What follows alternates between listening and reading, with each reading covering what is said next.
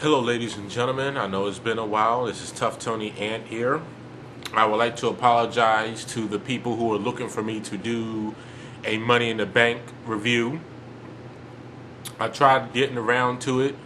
I kept on getting interrupted. I had to do too much editing, and then after so much editing I just said fuck it. I got frustrated. But the general consensus around YouTube is that it sucked, and which it did. First off, I would like to talk about a trend that I've been seeing in the WWE lately. Sorry if my lighting is bad. I'm in my living room. I have this new lamp that I'm using. Not as dark as my other camera, but you know, YouTube can do that shit for me. Is that WWE, the way they've been booking shows and booking pay-per-view is kind of pissing me off. The fact is, I know a lot of people have been complaining is how John Cena is still in main events even though he's not competing for any titles. And all of his main events since WrestleMania, even probably WrestleMania, with The Rock has been absolute shit. And I can agree with that. There's some things that they really need to, especially on pay-per-view. The last 3 pay-per-views, the booking has been fucking horrible. And just the match ordering has been horrible. This is kind of be along the lines of my kind of a WWE state of address thing. If you haven't seen, you can check my main page. There are 3 parts of it. I would put up links, but I don't feel like going back and forth and copying and pasting links in the video. You can find it for yourselves. Y'all pretty intelligent. I hope my fan base is intelligent to do that. But anyway, one thing I seen at the pay-per-view before Money in the Bank, under any circumstances, sorry the little squealing in the background, it's my cat, he probably thinks I'm talking to him, but I'm really not. First off, shut up! Sorry. The World Championship, you hear his little ass? The World Championship should never, ever be first on a pay-per-view card. Ever. Never. The fact that, like, I've always been a wrestling traditionalist. A conservative wrestling fan. Now, imagine if this was like 10 years ago or 15 years ago. Imagine if someone said to Stone Cold, alright, you and The Undertaker are not going to be in the main event. But we're going to have the New Age Outlaws versus Chainsaw Charlie and Cactus Jack in the main event. You think Austin and Taker is trying to hear that shit? I don't think so. Especially at a pay-per-view. And then you figure, I can see if the world title match was the 4th match of 8 or the 6th match of 8. But come on. You can't have the world title match, and I'm not counting the WWE time, I'm talking about the title currently held by Sheamus, if something wasn't on a tape delay and he lost it. But you can't have a Ryback match, a Divas match, a Tuxedo match, and all that other bullshit before the world title. You after the world title, my mistake. That is just something that you cannot do. Also, as far as the match ordering, I've noticed that Money in the Bank and WWE does these pre-shows before the pay-per-view. I've noticed that you had the World Tag Team, my mistake, the WWE Tag Team Champions, Kofi Kingston and R-Truth, going up against Hunico and Camacho on a pre-show. And yet you have the supposed #1 contenders in, what's their name? Darren Young and, hold on for a moment. Let me check my notes. Darren Young and fucking Titus O'Neil. My mistake. Titus O'Neil against Primo and Epico. Now, Why would you have that, knowing that none of them has probably been named #1 contender? Why would you have that, and instead of putting the tag team titles, not even, you could do something new. Have a triple threat tag team match, for God's sakes, with the 3 teams. Another thing. Why the fuck are you putting squash matches on pay-per-view? That should never be.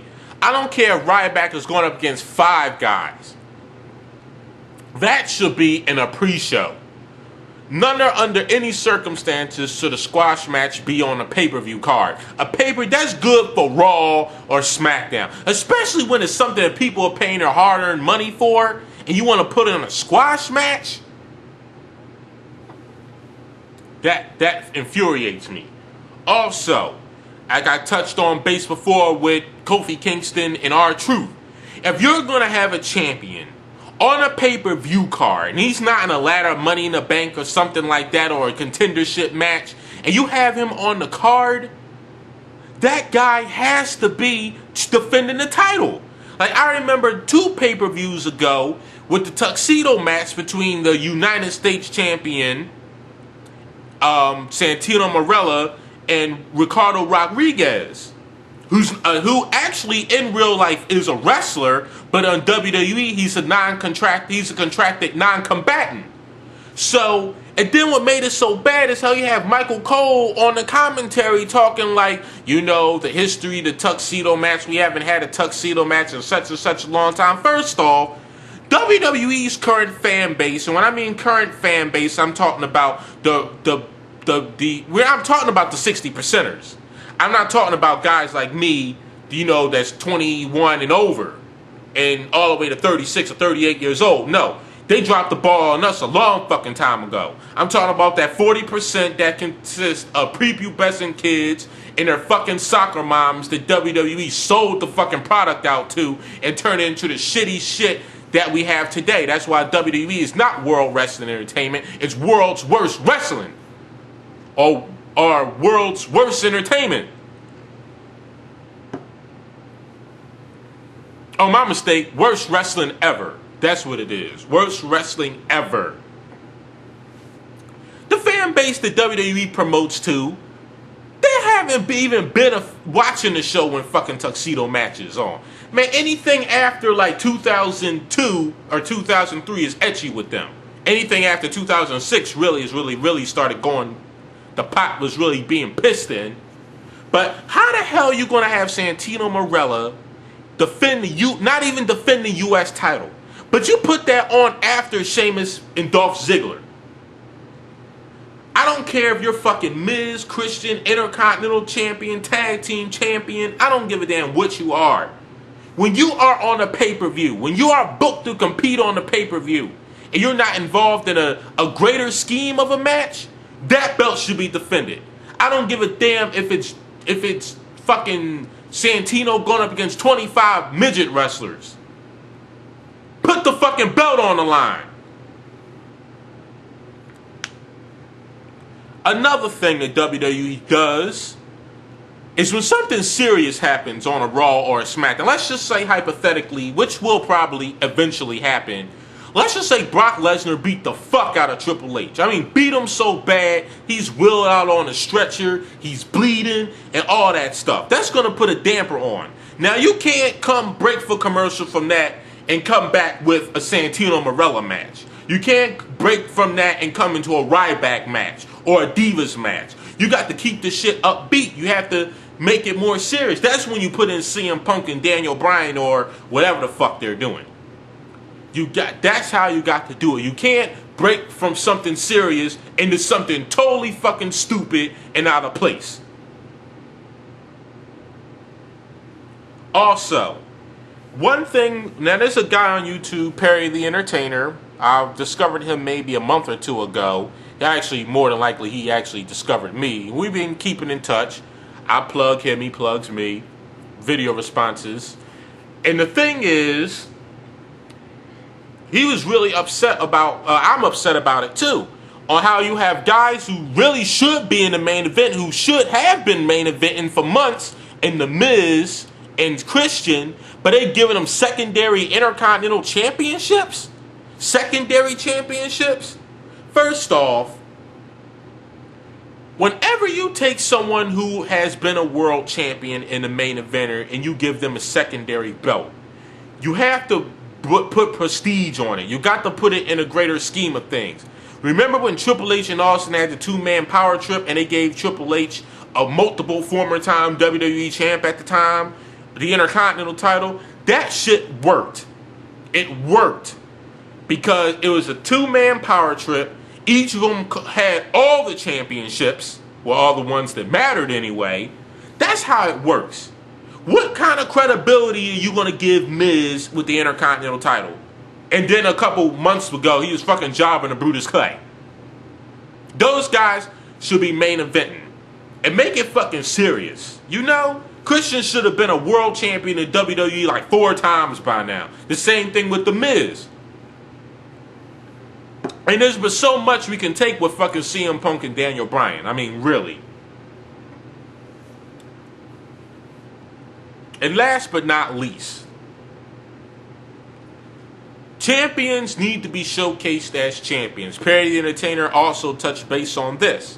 When you have a world champion, you can't put him on in a match, 30 minutes into a show or an hour into a 2-hour television program. My mistake, not 2 hour. An hour and like 30 minutes, not counting commercial breaks and all sorts of stuff like that. It's a shame that how Sheamus is the world champ, even though he's not considered a champion. Alberto Del Rio gets more publicity and more spotlight than any fucking body on the show, and he's not even a fucking champion. He gets more publicity than The Miz, he gets more publicity than Sheamus, and he's not a fucking champion.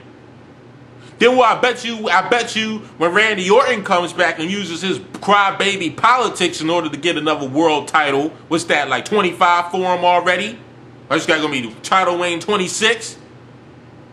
Then I bet you they ain't gonna do that shit with Orton. Orton will be every single final match on the card. And that is fucking bullshit. It really is. Showcase them as champions. That's why you got guys like Swagger, Ziggler, Sheamus, and all those guys. They never was taken seriously as a champion. Especially when Dolph Ziggler cashes it in and beats Randy Orton or Sheamus or whatever. Right? Sure, he paid his dues. He's done a lot of horrible shit. But come on, is anyone going to take him as serious as a champion? No.